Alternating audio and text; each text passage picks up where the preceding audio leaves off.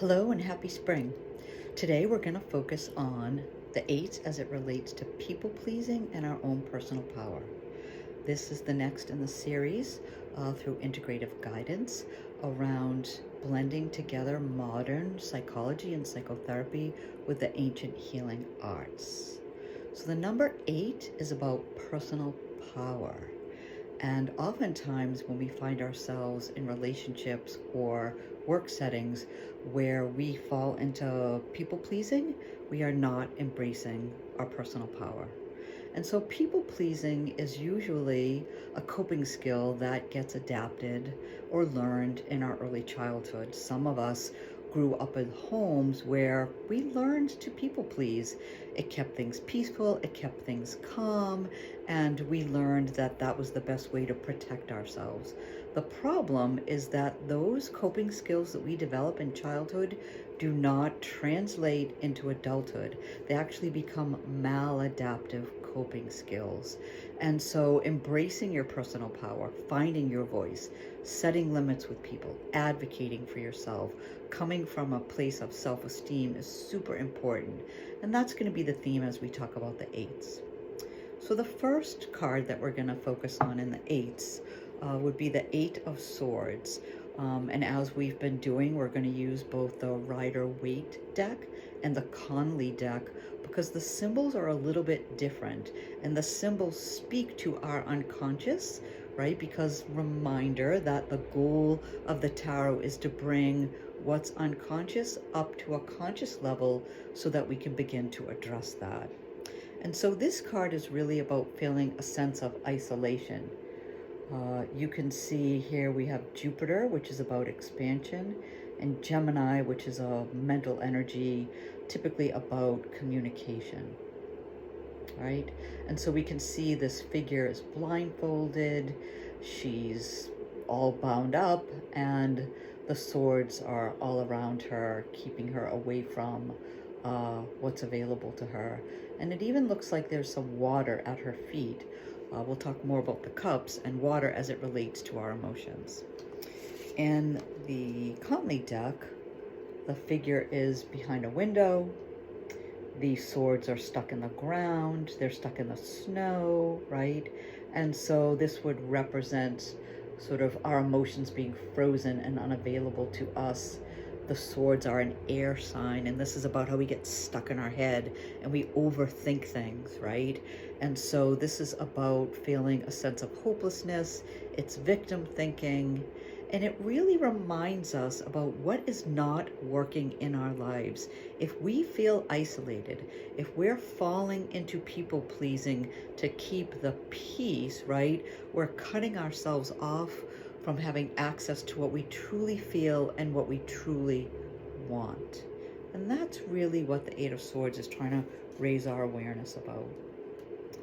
The Eight of Wands is connected to Mercury, again, a mental sign, and Sagittarius, which is fire.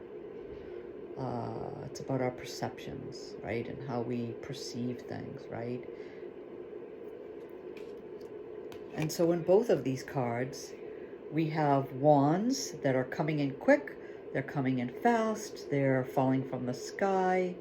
This card can indicate news that comes from out of the blue. We don't expect it, it just kind of drops in. It could also represent travel, as we notice the figure is looking out to a faraway land, right? So this is about taking action, right? With the swords, the Eight of Swords, we feel trapped, we feel isolated, something isn't working. And the Eight of Wands says a piece of news is going to come that motivates us to move and to take action. Maybe it's that trip we've been avoiding. Maybe it means a physical move, right? The piece of information, that news that we get, motivates us to take the action that we've likely been avoiding because we've been falling into the people-pleasing rather than our personal power. The Eight of Pentacles represents, remember, Pentacles are his earth sign. Here we have the sun. We also have Virgo, right? So the sun is about being the center of our own universe. Virgo is about duty and responsibility. Virgo has rulership over the Boy Scouts, right? And being honorable and having ethics. So this is a figure who is at their bench, working hard, pounding away at their pentacle. Similarly, in the colony deck, the pentacles are around the figure. It's a gentleman who looks older, right? He is the master of his craft. He has age and he has wisdom and he has worked really hard to master his craft. And so this reminds us that we're good at what we do, that hard work and patience pays off, that sometimes slow and steady does win the race. And so this is a time for us to acknowledge that we've worked hard, that we've mastered our craft, and this can be the indicator, again, around personal power, to ask for that raise, ask for that promotion, advocate for ourselves in the workplace, right? And Pentacles is also really about, you got to bring the evidence, you got to bring the data. We can't whine, we can't complain, we don't want to fall into that victim mentality. We want to go in and say, these are the goals, these are the objectives, this is what I was asked to do, this is how I did it, this is how I benefit this organization, and really bring the goods when you present this information, because it's time for us to speak for ourselves and advocate for ourselves. And lastly, we have the Eight of Cups. Now, cups specifically represent this time of year. Cups represents the spring. The snow melts and the water flows. And that's what happens with cups. It's about water and water flowing, and it's also connected to our emotions. And so this card is connected to Saturn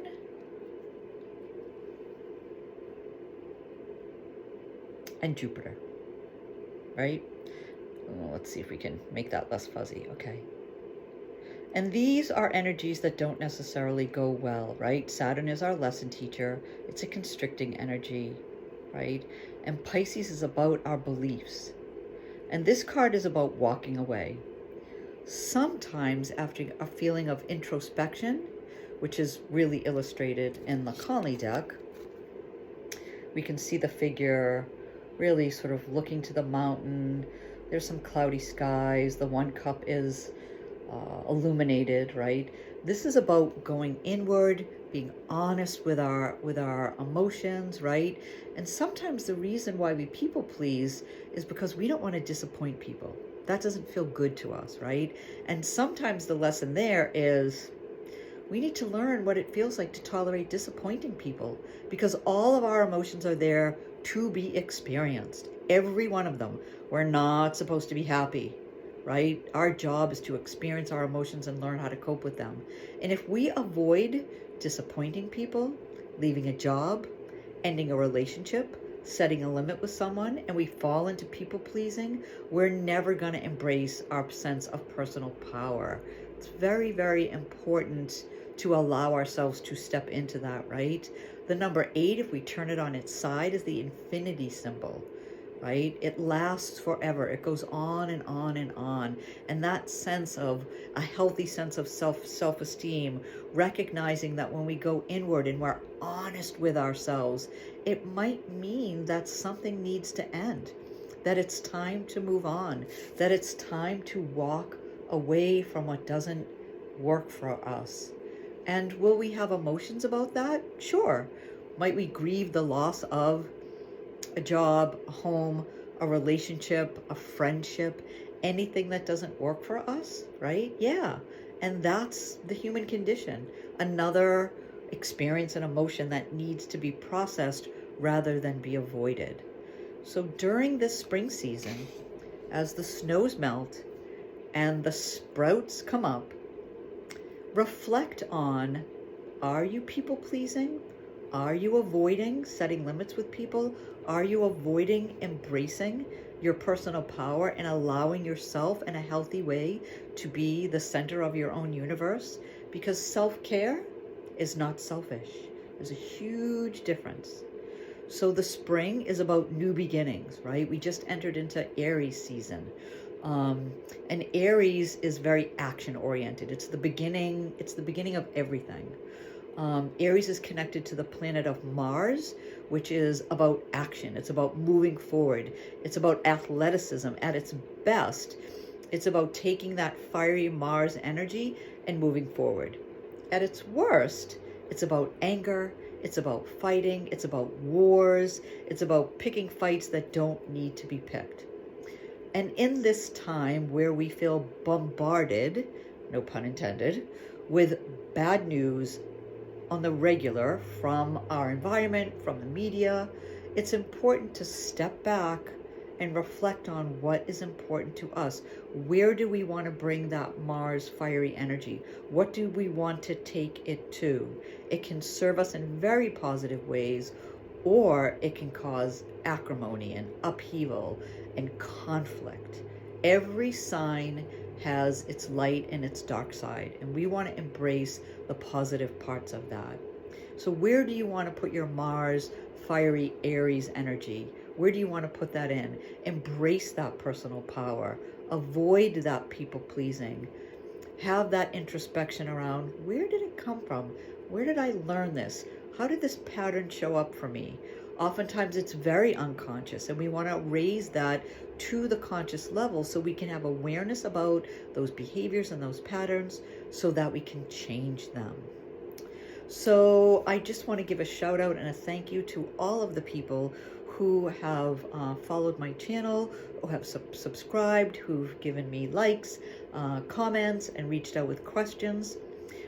Please reach out to me if you want to set up a session for medical intuitive, how to apply the tarot or astrology or mediumship to a situation in your life, how to embrace some somatic interventions around chakra releases and chakra meditations.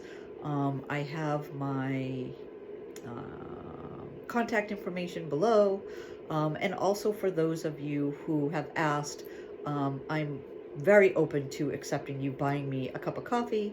And I will put my Venmo, which is at Julia in Guide, for you to buy me a cup of coffee if you'd like to do that. Thank you so much for offering.